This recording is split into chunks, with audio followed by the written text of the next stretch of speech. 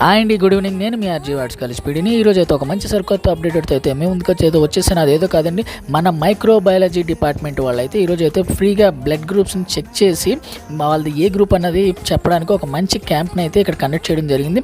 ఇందులో ఆ చెక్ చేసి అందరూ కూడా బయట నుంచి వచ్చారేమో అనుకున్నారు. కాదండి, మన పిల్లలే, సెకండ్ ఇయర్ పిల్లలు. ఈ క్యాంప్ ఓన్లీ ఫస్ట్ ఇయర్ పిల్లలకే పెట్టారు. దానికి కారణం ఏంటంటే వాళ్ళకి ఐడి కార్డ్స్ ఇష్యూ చేస్తున్నారు కాబట్టి గ్రూప్ ఏంటనేది క్లియర్గా తెలుసుకోవాలి కాబట్టి ఈ క్యాంప్ అయితే కండక్ట్ చేయడం జరిగింది. పిల్లలందరూ కూడా ఫస్ట్ ఇయర్ పిల్లలు వచ్చారు, ఇంకా సెకండ్ ఇయర్ ఈ అమ్మాయిలు, ఈ పిల్లలందరూ కూడా చాలా అంటే చాలా చక్కగా చెక్ చేసి ఎక్కడ కూడా ఎటువంటి డిస్టర్బెన్స్ లేకుండా చాలా చక్కగా ప్రతి గ్రూప్ కూడా క్లియర్గా చెప్పడం జరిగింది. అలాగే చాలా ట్రాన్స్పరెంట్గా, శానిటేషన్గా చాలా బాగా సోనీ మేడం గారు కానీ, జ్యోతి మేడం గారు కానీ దగ్గరుండి చాలా అంటే చాలా బాగా చేయించుకున్నారు.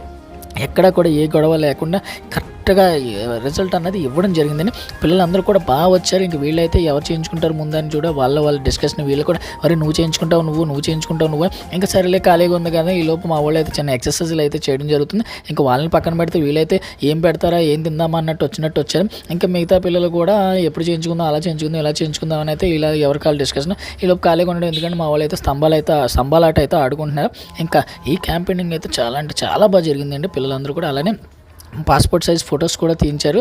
ఐడి కార్డు సంబంధించి మా వాళ్ళు అయితే పెళ్లి కొడుకు పెళ్లి కూతురులాగా అయితే ఒక్కొక్కరు ముస్తాబులు అయ్యారు, మేకప్లు అయ్యారు.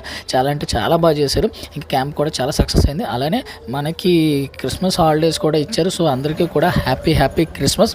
అందరూ బాగా జరుపుకొని పండుగ అది బాగా చేసుకొని అలానే తొందరగా అయితే మళ్ళీ కాలేజీకి వచ్చేయండి. ఎవరు కూడా ఎక్కడ కూడా ఎటువంటి గొడవలకి అట్లకి వెళ్ళకుండా సేఫ్ జర్నీ చేసుకుని జాగ్రత్తగా వెళ్ళి జాగ్రత్తగా రండి. అందరికీ హ్యాపీ క్రిస్మస్.